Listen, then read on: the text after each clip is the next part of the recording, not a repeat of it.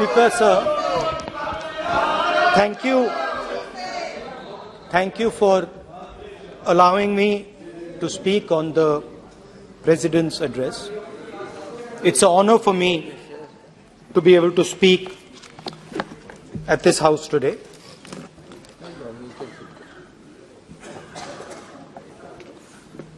जैसे आप सबको मालूम है, पिछले 4 महीनों में हम भारत जोड़ो यात्रा कन्याकुमारी से लेकर कश्मीर तक हम पैदल चले।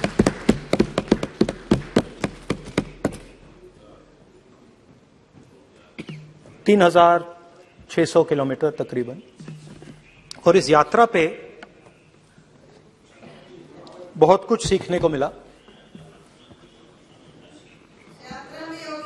बस बस बस बस कोई बात। इस यात्रा में बहुत कुछ सीखने को मिला और जो जनता की आवाज, हिंदुस्तान की आवाज है, उसको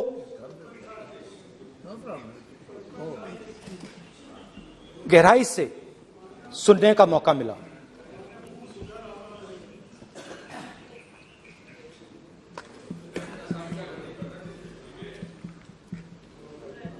शुरुआत में, यात्रा की शुरुआत में मैंने सोचा था कि 3,500 किलोमीटर चलने हैं और मुश्किल है मगर किया जा सकता है।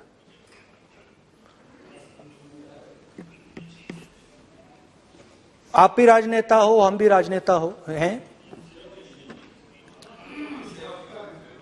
हाँ, सेवक कह लीजिए। और नॉर्मली आजकल की राजनीति में जो हमारी पुराना ट्रेडिशन था पैदल चलने का, वो आजकल हम सब लोग, हम भी आप भी, उस ट्रेडिशन को शायद भूल गए या उसका हम पालन नहीं करते। मैं भी उसमें शामिल था, आप भी उसमें शामिल हैं। हम सब, कोई गाड़ी में जाता है, कोई हवाई जहाज में जाता है, कोई हेलीकॉप्टर में जाता है, मगर पैदल कम चलते हैं। ठीक है, ठीक है। और जब पैदल चला जाता है, हाँ पैदल जाएंगे, सब जगह पैदल जाएंगे, घबराइए मत। तो जब पैदल चला जाता है, मैं 1 किलोमीटर की बात नहीं कर रहा हूं, 10 की नहीं कर रहा हूं, 25 की नहीं कर रहा हूं, मैं 200-400 किलोमीटर की बात कर रहा हूं। जब 200-400 किलोमीटर चला जाता है तो शरीर पे दबाव पड़ता है, दर्द होता है, मुश्किल आती है। शुरुआत में चलते वक्त लोगों की आवाज सुन रहे थे हम, मगर हमारे दिल में यह भी था कि हम भी अपनी बात रखें। कोई हमारे पास आता था, कहता था कि मैं बेरोजगार हूं, और हमें लगता था कि नहीं, हमें कहना चाहिए कि तुम बेरोजगार क्यों हो, कारण क्या है। उसमें हम विपक्ष का रोल भी प्ले कर लेते थे, आपकी भी बुराई कर देते थे। नहीं, वो तो है, वो भी करेंगे, हम भी करेंगे। मगर थोड़ी देर चलने के बाद एक बदलाव आया, और जो हमारी आवाज थी, जो ये डिजायर था बोलने का कि भैया बेरोजगारी इसलिए है, महंगाई इसलिए है, वो बिल्कुल बंद हो गई। कि हमने इतने लोगों से बात की, मतलब हजारों लोगों से बात की, बच्चों से, बुजुर्गों से, महिलाओं से, माताओं से, बहनों से, कि थोड़ी देर बाद ये बिल्कुल आवाज बंद हो गई। और फिर हम गहराई से, और मैं खुल के कह सकता हूं, मैंने तो अपनी जिंदगी में इस प्रकार से कभी पहले सुना ही नहीं था, क्योंकि हम सब में थोड़ा सा अहंकार होता है कि हम ही बता दें, अपनी बात रख दें।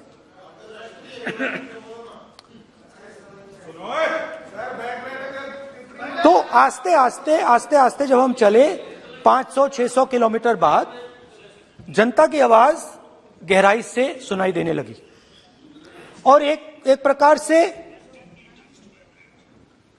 यात्रा, इंडिविजुअल्स नहीं, यात्रा हमसे बोलने लगी। नहीं, गहरी बात है, समझ नहीं आएगा। आप समझने की कोशिश करो। यात्रा हमसे बोलने लगी। 200 किलोमीटर आप चलने की कोशिश करिए, पता चल जाएगा।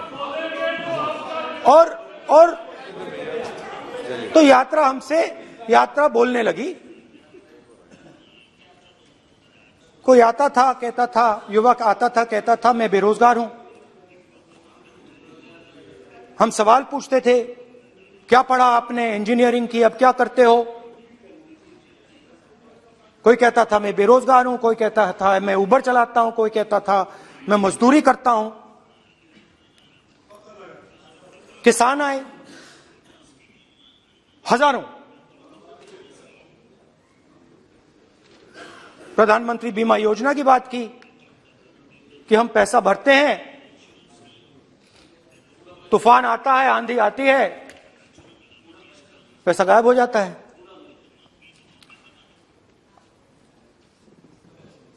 किसानों ने यह भी कहा कि हमारी जमीन छीन ली जाती है, हमें सही रेट नहीं मिलता। जमीन अधिग्रहण बिल जो था वो लागू नहीं होता।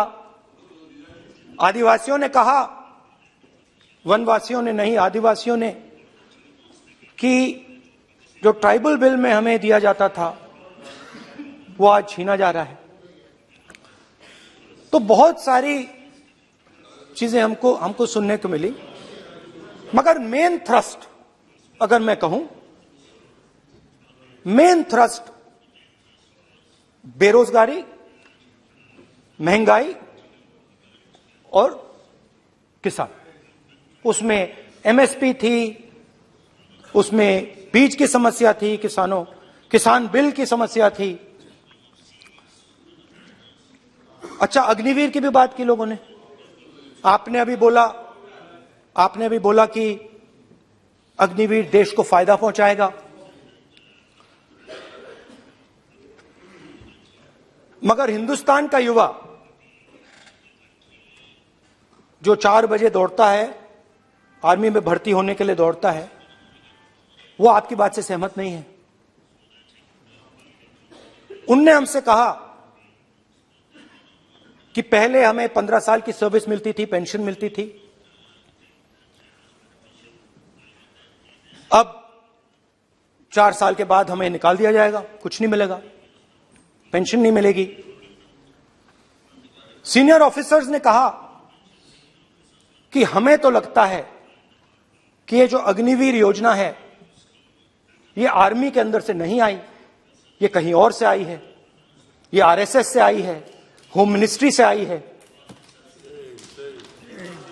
ये सीनियर आर्मी के लोगों ने कहा है, मैं नहीं कह रहा हूं, कि हमें लगता है कि ये आर्मी के ऊपर ये योजना थोपी गई है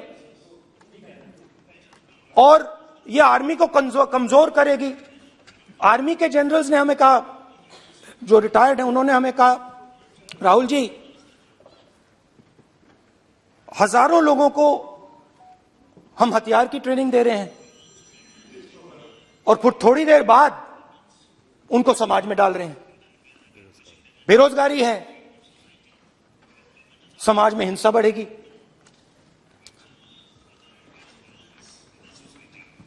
तो उनके मन में था कि ये जो अग्निवीर योजना जो है, ये आर्मी के अंदर से नहीं आई है।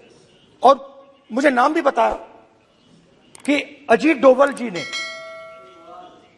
ये योजना आर्मी पे थोपी है। क्यों नहीं ले सकते? क्यों नहीं ले सकते? बिल्कुल ले सकते हैं, पार्लियामेंट में थोड़ी है वो। क्यों नहीं ले क्यों नहीं ले सकते? क्या बात कर रहे हैं? सर ये तर्क है, बाद में अडानी के लिए भी यही बोलने वाले हैं, फिर ये तर्क है इनका। तो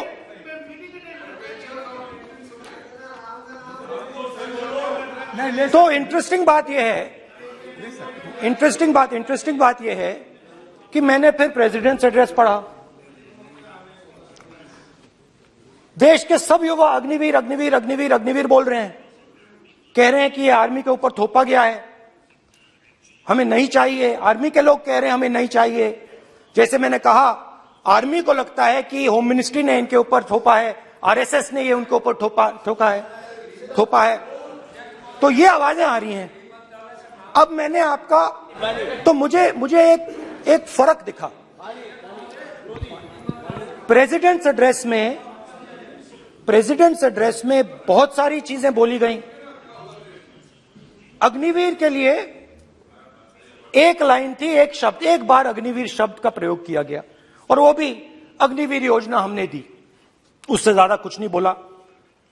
कहां से आई, कौन लाया, किसको फायदा होगा, ये नहीं बोला। बेरोजगारी शब्द ही नहीं था उसमें। आपने देखा होगा, बेरोजगारी शब्द ही नहीं था प्रेसिडेंट एड्रेस में। महंगाई शब्द ही नहीं था। तो जो यात्रा में हमें सुनने को मिला, अग्निवीर, महंगाई, किसान, बेरोजगारी, प्रेसिडेंट एड्रेस में था ही नहीं। तो ये मुझे थोड़ा अजीब लगा कि जनता कुछ कह रही है और प्रेसिडेंट्स एड्रेस में कुछ और सुनाई दे रहा है। अच्छा, एक और चीज हमें बताई गई। तमिलनाडु से लेकर केरला, महाराष्ट्र, मध्य प्रदेश, सब जगह एक नाम सब जगह हमें सुनने को मिला, अदानी। यह नाम पूरे हिंदुस्तान में, केरल में, तमिलनाडु में, महाराष्ट्र, कर्नाटका, हिमाचल, कश्मीर, सब जगह अदानी अदानी अदानी अदानी अदानी।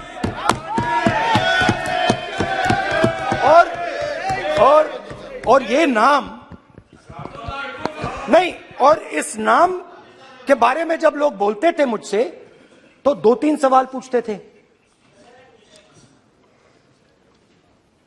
ये पूछते थे कि ये जो अदानी जी हैं, ये किसी भी बिजनेस में घुस जाता है, ये सफलता प्राप्त कर जाता है, ये कभी फेल नहीं होता। और युवाओं ने मुझसे यह सवाल पूछा कि भाई ये हो क्या रहा है, हम भी सीखना चाहते हैं। मोदी जी ने कहा स्टार्टअप करो, हम भी अदानी जी जैसे बनना चाहते हैं। तो भैया किसी भी बिजनेस में घुस जाओ और एकदम सक्सेस हो जाए। यह पहला सवाल था। दूसरा सवाल था कि ये अदानी जी हैं, ये किसी भी बिजनेस में घुस जाते हैं। पहले ये 1-2 बिजनेस करते थे, अब ये 8-10 सेक्टर्स में काम करते हैं। Airports, data centres, cement, solar energy, wind energy, aerospace and defence, consumer finance, renewables, media. तो उन्होंने मुझसे पूछा कि राहुल जी, हाँ वेट करो, बेटे हाँ, धन्यवाद।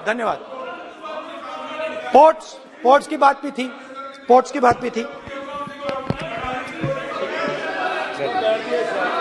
ये भी सवाल पूछा कि भैया एक बात बताइए, राहुल जी बताइए हमें कि अदानी जी का जो नेटवर्थ है वो 3 साल के अंदर, 2014 से लेकर 2022 तक ये $8 बिलियन से 140 बिलियन डॉलर कैसे हो गया? कैसे हुआ?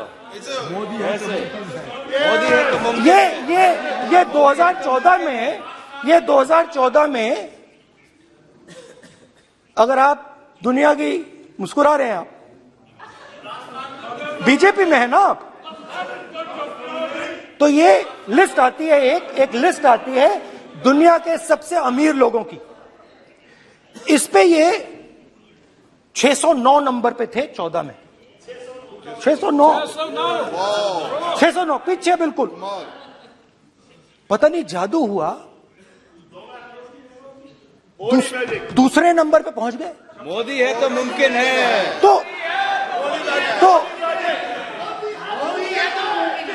तो मुझसे पूछा यार, बहुत सारे लोगों ने पूछा कि भैया राहुल जी बताइए,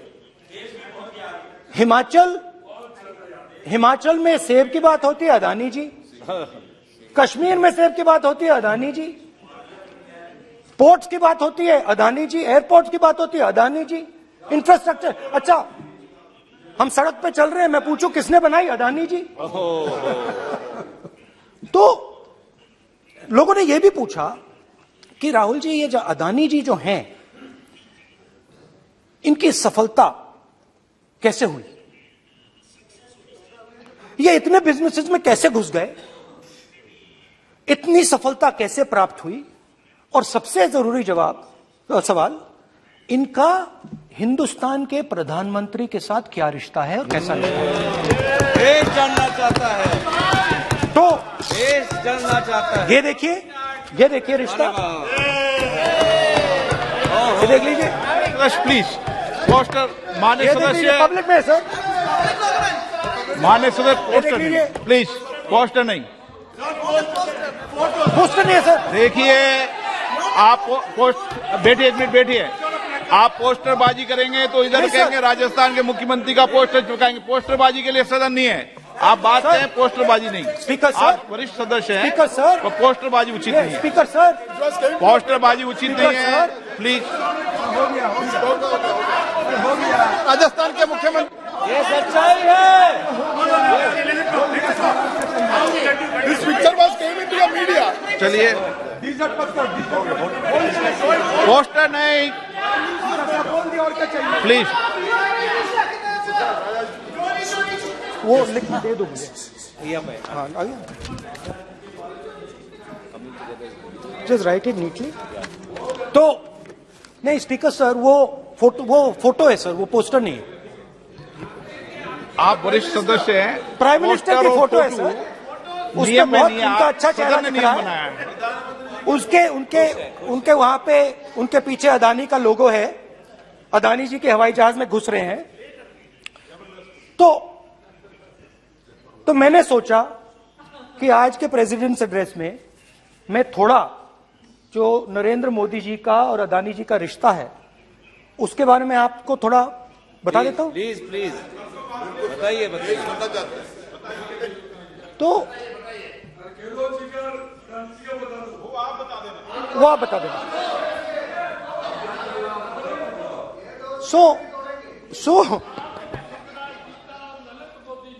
So the relationship begins many years ago when Narendra Modi ji was the Chief Minister of Gujarat.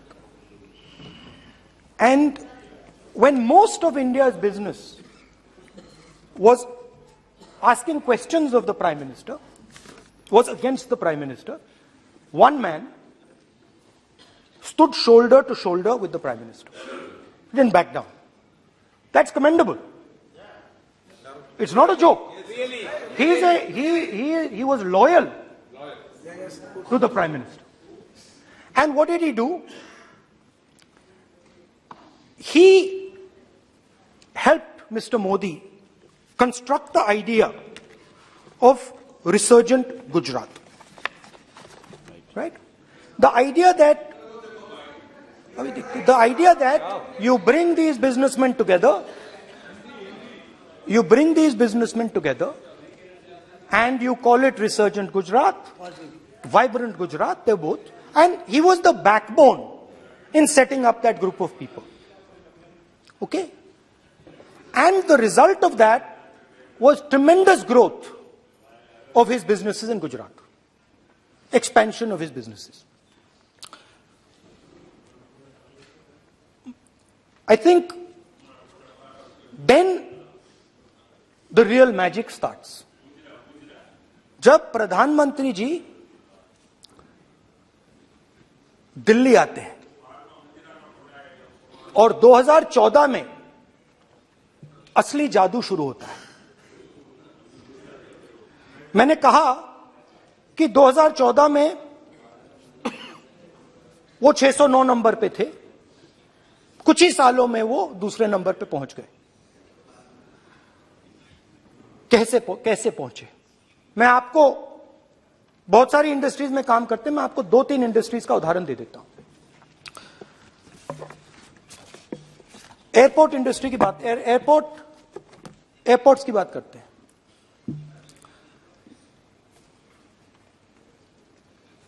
कुछ साल पहले सरकार ने हिंदुस्तान के एयरपोर्ट्स को डेवलप करने के लिए दिया। नियम था, there was a rule that anybody who does not have prior experience in airports cannot be involved in development of these airports. नहीं, गलत नहीं बोल रहा हूं।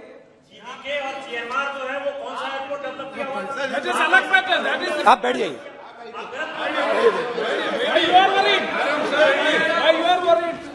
अडानी के डिफेंस में आ गए सर। देखिए, अरे माननीय सदस्य प्लीज मेरी बात सुनो। तो 1 मिनट मेरी बात सुनो। ये एक मिनट बात सुनेंगे। ये संसद है, अपन किस दिशा पर चर्चा कर रहे हैं ये देश देख रहा है। हमें राष्ट्रपति अभिभाषण पर चर्चा करें तो उचित रहे, बाकी आपकी इच्छा है, स्वतंत्र अभिव्यक्ति है। मेरा मानना ये है तो अपन एक विषय पर ओके तो आपको तो रूल था, नियम था। हम पॉइंट ऑफ ऑर्डर किस पे है ये? सर कैसे एयरपोर्ट का प्राइवेटाइजेशन तो उनके समय हुआ, ऐसी कोई पार्टी थी जिसका अनुभव था? ये कौन सी बात कर रहे हैं? बोलिए। ओके प्लीज ओके, बोलने दे आपको नेता को, तो बोलने दे आपको नेता को। रूल था, प्लीज बोलने दे। रूल था कि अगर कोई एयरपोर्ट बिजनेस में नहीं था तो वो इन एयरपोर्ट्स को ले नहीं सकता था। इस रूल को हिंदुस्तान की सरकार ने बदला। किसी ने भी बनाया हो रूल था, किसी ने भी बनाया हो रूल था। रूल बनाया किसने बात नहीं है, रूल बदला किसने बात है। रूल बदला गया,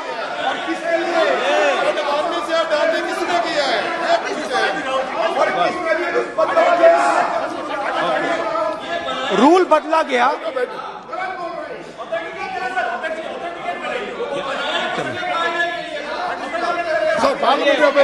चलता रहेगा क्या सर? रूल को बदला गया। सर बोलने दीजिए।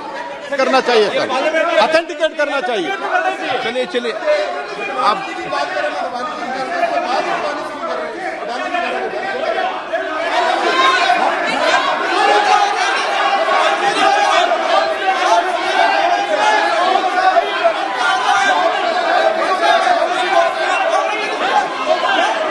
रूल बदला गया सर, स्पीकर सर।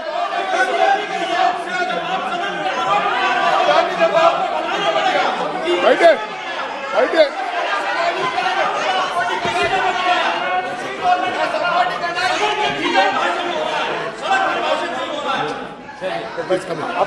तो ये रूल बदला गया। उस समय मीडिया में इसके बारे में चर्चा हुई थी। रूल बदला गया और अदानी जी को 6 एयरपोर्ट्स दिए गए। उसके बाद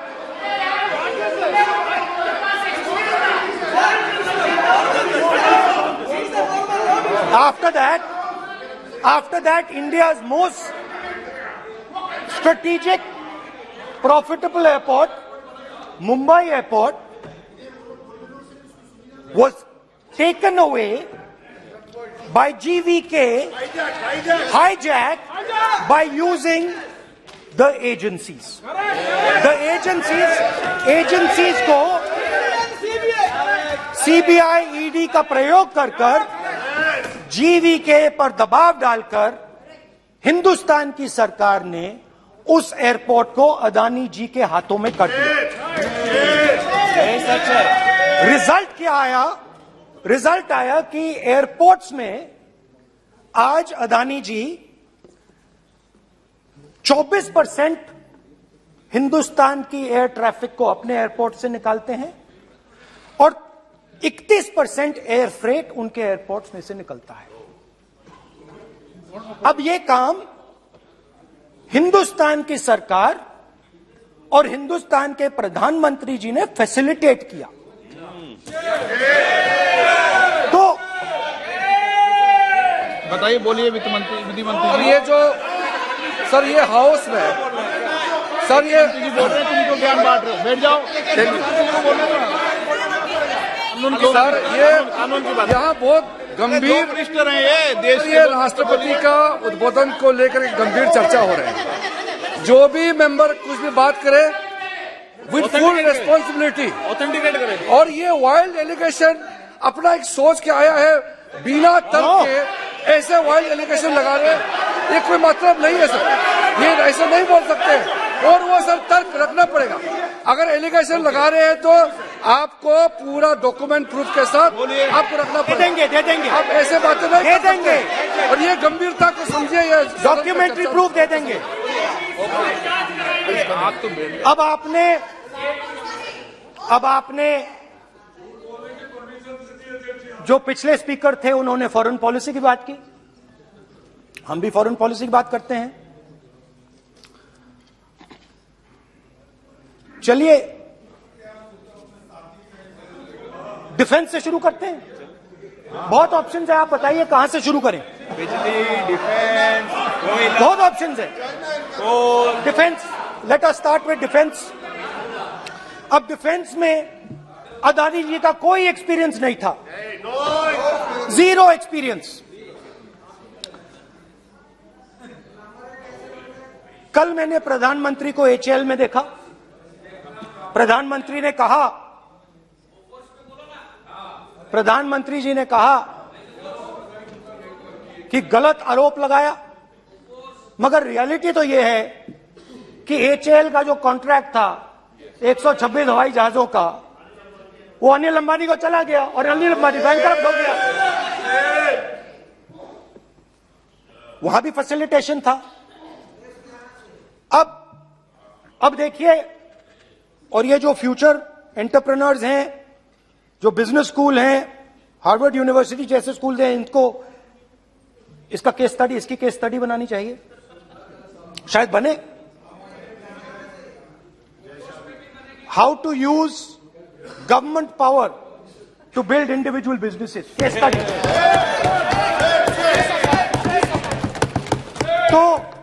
तो अब देखिए, अदानी जी की डिफेंस में इंटरेस्ट देखिए।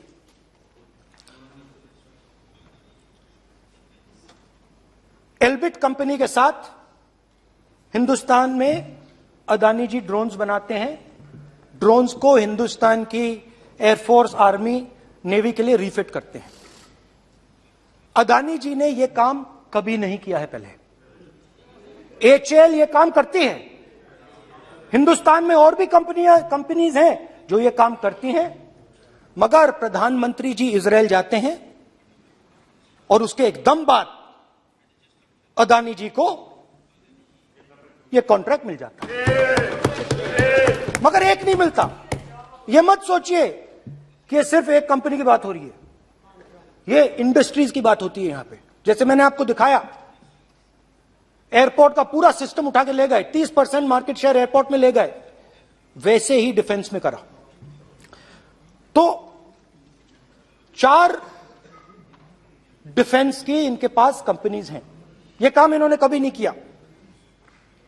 स्मॉल आर्म्स, जिसमें टवॉर है जो हमारी स्पेशल फोर्सेस यूज करती है, आर्मी यूज करती है, जिसमें गलील स्नाइपर राइफल है, ये सब अदानी जी बनाते हैं। सीधा स्ट्रेट इजराइल में प्राइम मिनिस्टर जाते हैं, प्राइम मिनिस्टर के साथ वहां पे मतलब बीच में पैदल चलते हैं और फिर जादू से पीछे से इंडिया का फर्स्ट कॉम्प्रिहेंसिव एमआरओ मिल जाता है मेंटेनेंस के लिए, जहाजों के मेंटेनेंस के लिए। स्मॉल आर्म्स का बिजनेस मिल जाता है, इजरायली जो ड्रोन्स हैं उसका बिजनेस मिल जाता है। मतलब जो हिंदुस्तान और इजराइल का डिफेंस का रिश्ता है वो पूरा का पूरा अदानी जी के हाथ में चला जाता है। खत्म कहानी। हाँ, उसमें पेगासस भी है, तो पता नहीं वहां से क्या मतलब पेगासस कैसे आया, क्या हुआ, किसने दिया। अच्छा, एक और बड़ी इंटरेस्टिंग चीज है, एक कंपनी है अल्फा डिफेंस, जो डिफेंस इलेक्ट्रॉनिक्स का काम करती है, एवियोनिक्स का काम करती है और बहुत स्ट्रेटेजिक कंपनी है, वो भी अदानी जी के हवाले कर दी गई। अदानी जी ने एक्वायर कर लिया। तो आपने देखा कि एयरपोर्ट्स का बिजनेस 30% मार्केट शेयर, हिंदुस्तान और इजराइल का जो वेपन्स का बिजनेस है 90% उठा के ले गए। एक विजिट फॉरेन पॉलिसी, ये है फॉरेन पॉलिसी। चलिए, अब मैंने आपको इजराइल की बात बताई, ऑस्ट्रेलिया चलते हैं। कोयला ऑस्ट्रेलिया चलिए। ऑस्ट्रेलिया में अदानी जी जाके, नहीं क्यों? आप तो डिबेट करना चाहते थे, आप भी तो डिबेट करना चाहते थे। आपने बोला था कोई भी विषय पे डिबेट हो, तो हो गया डिबेट। अब क्यों डर रहे हो डिबेट से?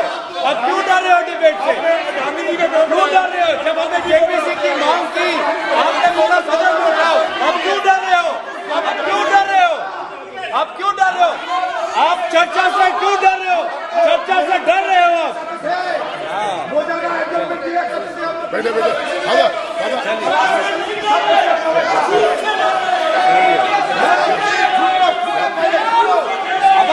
अब सुनना पड़ेगा, अब सुनना पड़ेगा,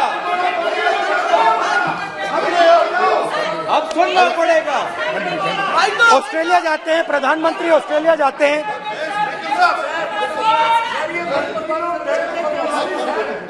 प्रधानमंत्री ऑस्ट्रेलिया जाते हैं। He's not yielding.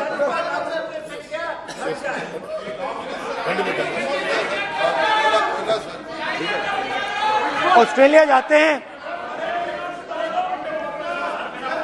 क्या नंबर बताएं? 369। Not allowed. Not yielding.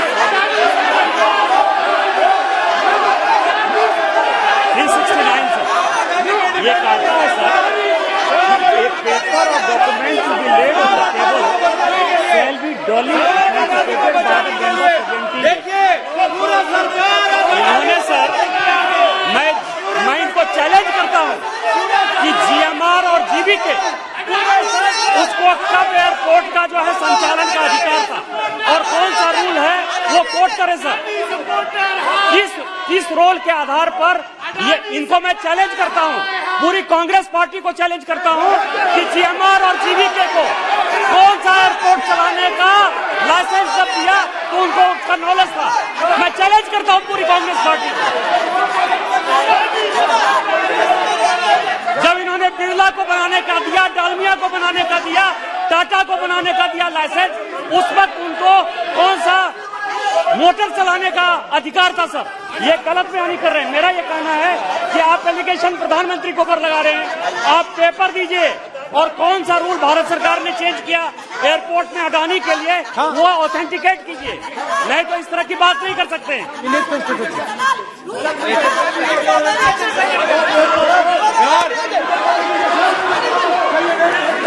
करना पड़ेगा, ऑथेंटिकेट करना पड़ेगा। राहुल गांधी जी, आपको ऑथेंटिकेट करना पड़ेगा। आप ऐसा नहीं बोल सकते हवा में, आप हवा में बोल रहे हो और प्रधानमंत्री जी पे आरोप लगा रहे हो। आपको ऑथेंटिकेट करना ही पड़ेगा। बीमे के समय रूल हाँ कहा था रूल, कोई रूल नहीं था आपको। यू हैव टू ऑथेंटिकेट, और ऑथेंटिकेट करके ही रखना पड़ेगा आपको। पहले रखिए और उसके बाद आगे बात करने देंगे, नहीं तो माफी मांगिए देश से। आप प्रधानमंत्री जी पर आरोप लगा रहे हैं, सर बोलने दीजिए। अनाप शनाप आरोप लगा रहे हैं, बिना किसी डॉक्यूमेंट के आरोप लगा रहे हैं प्रधानमंत्री जी पे। रूल 353 सर, रूल 353 किया है sir, no allegation of defamatory और incriminatory nature shall be made unless you have given notice.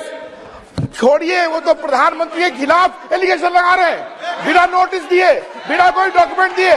Sir ये रिकॉर्ड पर नहीं आना चाहिए सर, ये बिल्कुल रूल का उल्लंघन है। और क्या क्या बातें वो कह रहे हैं सर, मैं उसको रिपीट नहीं करना। Reckless allegation, baseless allegation, in violation of rules, sir ये स्वीकार नहीं होना चाहिए।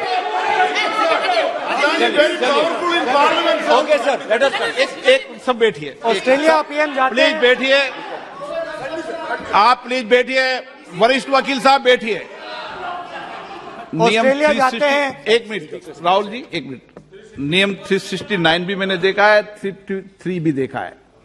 मेरा आग्रह है, सदन भारत की संसद है, हम एक ही विषय पर सारी राष्ट्रपति की चर्चा लगाए, ये उचित है क्या? फिर आपको बोलना बोले नहीं स्पीकर गलत तरीका है। राहुल गांधी जी आप बोल रहे हैं गलत तरीका है। क्या देश को संदेश देना चाहते हैं आप? क्या संदेश देना चाहते हैं देश को? चलिए राहुल गांधी जी। ऑस्ट्रेलिया में प्रधानमंत्री जाते हैं। आप बोलिए सर, स्पीकर सर, प्रधानमंत्री जी ऑस्ट्रेलिया जाते हैं और जादू से State Bank of India $1 billion loan Adani ji को ऑफर कर दिया। सर इसका भी डॉक्यूमेंट जरूरी है क्या, बताओ? मोदी जी, आपका सरकार की पास है। Sadyr please. उसके बाद मैं उदाहरण दे रहा हूं, पूरी दुनिया में मोदी जी जाते हैं, घूमते हैं, तो मैं बता देता हूं क्या होता है वहां पे। बांग्लादेश में गए, हाँ काम पे ही जा रहे हैं, वही तो बोल रहा हूं, काम पे जा रहे हैं। बांग्लादेश जाते हैं, मोदी जी की पहली ट्रिप होती है बांग्लादेश में। वहां पे बांग्लादेश को इलेक्ट्रिसिटी बेचने का डिसीजन लिया जाता है। कुछ ही दिन बाद बांग्लादेश पावर डेवलपमेंट बोर्ड 25 साल का कॉन्ट्रैक्ट अदानी जी के साथ साइन कर देता है। 1500 मेगावाट इलेक्ट्रिसिटी का कॉन्ट्रैक्ट अदानी जी। चलिए वहां से श्रीलंका चलते हैं।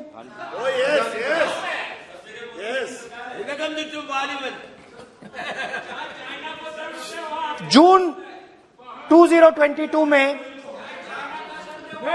Chairman of Sri Lanka's Ceylon Electricity Board, MMC Fernando, informed a parliamentary committee in Sri Lanka in open hearing that he was told by President Rajapaksa that PM Modi pressured him to give the wind power project directly to Mr. Adani.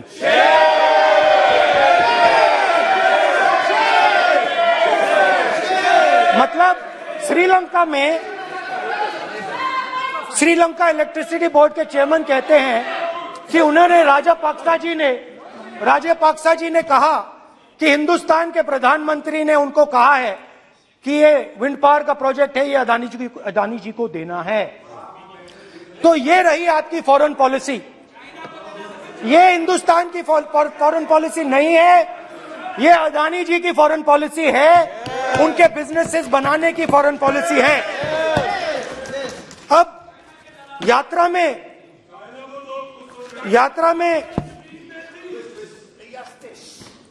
में मुझसे 2-3 और सवाल पूछे गए। यात्रा में लोगों ने मुझसे पूछा, राहुल जी ये जो LIC कंपनी है इसका पैसा अदानी जी की मदद करने के लिए क्यों डाला जा रहा है? उन्होंने यह भी पूछा कि अदानी जी के जो शेयर्स हैं बड़े वोलेटाइल हैं, उसमें LIC का पैसा क्यों डाला जा रहा है? तो मेरा कहना है कि एक सेकंड, मेरा कहना है कि अदानी जी की मदद प्रधानमंत्री जी और हिंदुस्तान की सरकार कैसे करती है?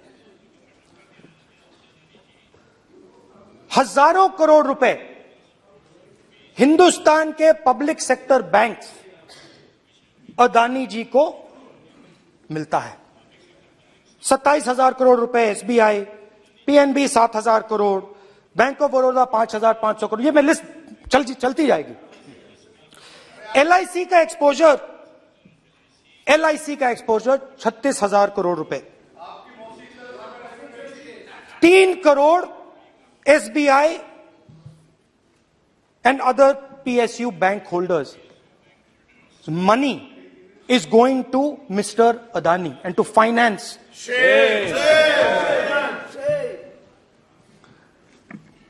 Now, of course, there is another question. तो मदद कैसे हो रही है? हिंदुस्तान के पब्लिक सेक्टर बैंक्स का पैसा, LIC का पैसा नरेंद्र मोदी जी, अदानी जी को दिया जा रहा है। अगर कोई सामने खड़ा हो जाता है, जैसे जीवी के लोग खड़े हुए, ED, CBI एजेंसीज आ जाती है, उनको परे कर देती हैं। तेलंगाना में भी एक पोर्ट का उदाहरण था, आंध्रा, सॉरी। मगर मेन सवाल और सबसे इंटरेस्टिंग सवाल दूसरा है। कुछ दिन पहले ये हिंडनबर्ग रिपोर्ट आई, उसमें लिखा था कि अदानी जी की हिंदुस्तान के बाहर शेल कंपनीज हैं। ये जो शेल कंपनीज हैं, सबसे पहला सवाल है, ये हैं किसकी? ये किसकी है मॉरिशस में जो शेल कंपनीज हैं? और ये जो हजारों करोड़ रुपया ये शेल कंपनीज हिंदुस्तान में भेज रही हैं, ये किसका पैसा है? और क्या ये काम अदानी जी फ्री में कर रहे हैं? अब मैं ये सवाल क्यों पूछ रहा हूं? क्योंकि अदानी जी स्ट्रेटेजिक बिजनेसेस में काम करते हैं। अदानी जी हिंदुस्तान के पोर्ट्स को डोमिनेट करते हैं, अदानी जी हिंदुस्तान के एयरपोर्ट्स को डोमिनेट करते हैं, और जैसे मैंने कहा, अदानी जी हिंदुस्तान की डिफेंस इंडस्ट्री में बहुत जरूरी रोल प्ले करते हैं। तो मेरा पहला एक छोटा सा सवाल है कि जो शेल कंपनीज हैं, इनके बारे में हिंदुस्तान की सरकार ने कोई सवाल नहीं उठाया? ये कौन लोग हैं, ये किनकी कंपनीज हैं? ये स्ट्रेटेजिक मामला है, पोर्ट्स का मामला है, एयरपोर्ट्स का मामला है, डिफेंस का मामला है, और जो कंपनी इन स्ट्रेटेजिक एरियाज में काम कर रही है, उनके बारे में आपको मालूम ही नहीं। ये नेशनल सिक्योरिटी का मुद्दा है, आपको मालूम ही नहीं कि ये शेल कंपनीज किसकी हैं, कितना पैसा आ रहा है, किसका पैसा आ रहा है। तो एक बहुत बड़ा सवाल है, ये पैसा किसका है, ये शेल कंपनीज किसकी हैं, और ये हिंदुस्तान की सरकार की जिम्मेदारी है ये पता लगाना ये किसकी शेल कंपनीज हैं और ये किसका पैसा अंदर आ रहा है। JPC, we want JPC.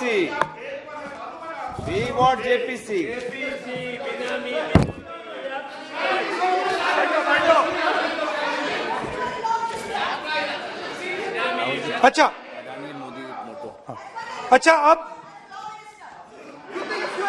अब चलिए छोटा सा बजट के बारे में बता देता हूं। 2022 में अदानी जी अनाउंस करते हैं कि वो $50 बिलियन इन्वेस्ट करेंगे to build the world's largest green hydrogen ecosystem.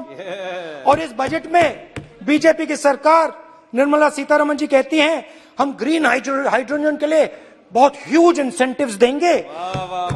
19,700 crore रुपए हम ग्रीन हाइड्रोजन के लिए देंगे, मतलब अदानी जी को देंगे। जुगलबंदी बजट में अदानी जी के लिए 50 नए airport, coastal shipping, horticulture, grain storage, ये सब काम आप कर रहे हैं। तो मेरे सिर्फ कल प्रधानमंत्री जी कल भाषण देंगे, मेरे उनसे 2-3 छोटे से सवाल हैं। मेरा प्रधानमंत्री जी से 2-3 सवाल हैं।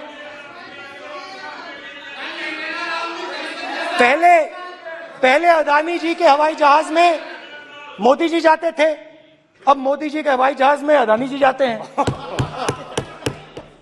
पहले लोकल मामला था, फिर नेशनल मामला हो गया, उसके बाद इंटरनेशनल मामला हो गया। अदानी जी के लिए बोरिस जॉनसन का बेटा काम करता है, आपको पता नहीं मालूम है या नहीं मालूम? भाई सॉरी, नहीं बेटा भी, भाई काम करता है। तो ये मामला पहले गुजरात का मामला था, फिर ये हिंदुस्तान का मामला हुआ, अब ये इंटरनेशनल मामला हो गया है। तो मेरा सवाल प्रधानमंत्री जी से, और सिंपल सवाल है, प्रधानमंत्री जी आपकी फॉरेन ट्रिप्स पे अदानी जी और आप कितनी बार एक साथ गए? Adani ji, how many times did you travel together with Adani ji? How many times did Adani ji join you later on a visit?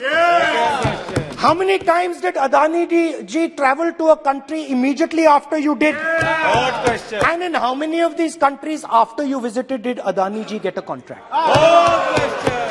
Good question. Also an important question, जरूरी सवाल, अदानी जी ने बीजेपी को पिछले 20 साल में कितने पैसे दिए हैं?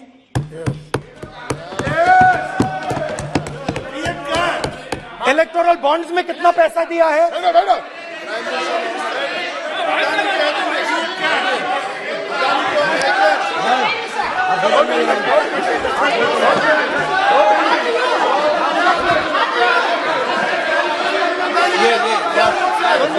And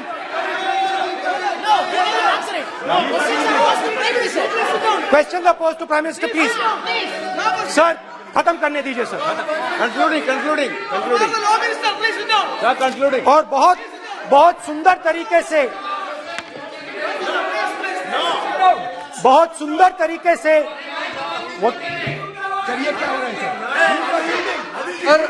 मैं सिर्फ इतना कहना चाहता हूं, राहुल जी अभी आप सीनियर एमपी हो गए हैं, आप एक सीनियर एमपी हो चुके हैं।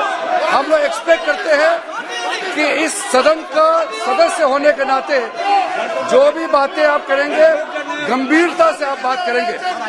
बाहर आप जो भी भाषण देते हैं हम लोग उसको रोक नहीं सकते हैं। इस सदन के अंदर में जो भी बात कही जाती है पूरा गंभीरता के साथ, प्रमाण के साथ कहे जाना चाहिए, ये परंपरा है। और राहुल जी ने कहा कि प्रधानमंत्री विदेश घूमने जाते हैं, तो मैंने आज वो जो युवाओं ने मुझसे सवाल पूछा था कि अदानी जी की इतनी बिजनेस एक्यूमेंट कहां से आई, इतने अलग अलग सेक्टर्स में अदानी जी ने कैसे सक्सेस प्राप्त की, अदानी जी के बारे में पूरी दुनिया को स्टडी करनी चाहिए, हार्वर्ड यूनिवर्सिटी को स्टडी करनी चाहिए कि पॉलिटिक्स के बीच में और बिजनेस के बीच में कैसा रिश्ता होता है। India is a case study and prime minister Narendra Modi should be given a gold medal in this. Now बहुत अच्छी तरह बीजेपी के जो पिछले स्पीकर थे उन्होंने मेरे भाषण को इंकैप्सुलेट किया मेरे लिए बहुत अच्छी तरह। आपने जो मैं सोच रहा था आपने उससे और भी अच्छी तरीके से बोल दिया। Coming together is a beginning, keeping together is progress, working together is success. Adani ji and Narendra Modi ji, thank you.